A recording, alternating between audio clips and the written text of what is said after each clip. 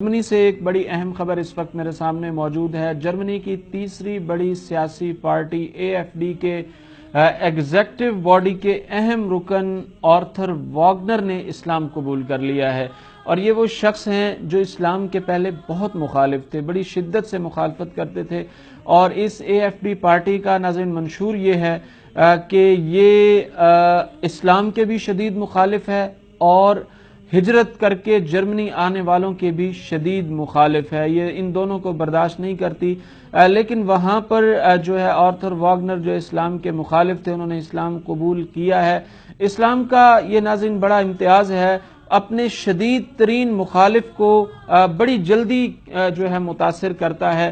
یہ اللہ تعالیٰ کی سنت ہے، اللہ تعالیٰ کا طریقہ ہے کہ وہ ابو جہل اور رسول اللہ کا علاقہ بھی ایک رکھتا ہے، شہریت بھی ایک رکھتا ہے، وطن بھی ایک رکھتا ہے، قوم بھی ایک رکھتا ہے، معاشرہ اور کلچر بھی ایک رکھتا ہے، اور پھر اس سارے کلچر کو بدل کر رسول اللہ صلی اللہ علیہ وسلم کے ساتھ کھڑا کر کے بھی دنیا کو دکھاتا ہے۔ صرف 10 سال کے اندر ہجرت کر کے جب مدینہ تشریف لائے تو صرف 10 سال کے اندر جا کر جب مکہ کو دوبارہ فتح کیا، یہ دنیا اسلام کا سب سے بڑا انقلاب ہے، تاریخ میں اس کی مثال نہیں ملتی۔ ایڈمنسٹریشن کا نظام بھی چل رہا ہے، باہر جنگیں بھی ہو رہی ہیں، اندر اصلاح بھی ہو رہی ہے، طہارت پاکیزگی کا نظام بھی ہے، عبادات کا نظام بھی ہے، عقائد بھی چل رہے ہیں، سب کچھ ہو رہا ہے، اور پھر محاذ پر جنگ بھی جاری ہے، فتوحات کا سلسلہ بھی جاری ہے، معاہدے بھی ہو رہے ہیں، بیرون ملک خطوط بھی لکھے جا رہے ہیں، اور صرف 10 سال کے اندر سب کچھ کمپلیٹ کر کے مکہ معظمہ کو فتح کر کے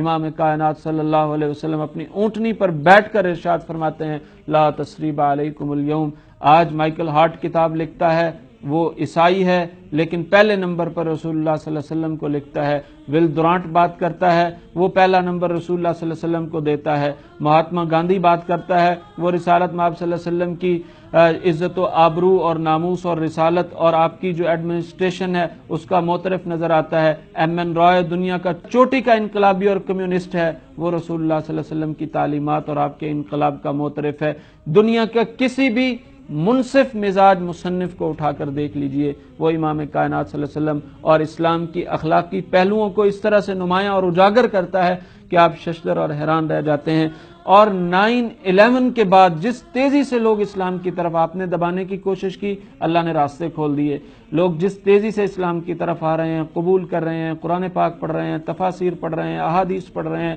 سیرت طیبہ پڑھ رہے ہیں، اسلامک میڈیا آ رہا ہے، اسلامی چینلز آ رہے ہیں، اسلامی ریڈیو بن رہا ہے، اسلامی جرائد رسائل کا اجرا ہو رہا ہے، اسلامی میڈیا آگے بڑھ رہا ہے، آپ ذرا دباتے جائیے، اللہ پھر دیکھیے اس کو کیسے اٹھاتا ہے اور کیسے کھڑا کرتا ہے۔ اللہ پھونکوں سے یہ چراغ بجھنے والا ہوتا تو کب کا بجھ چکا ہوتا، اللہ اس کو بجھنے نہیں دیتا۔ پیغام TV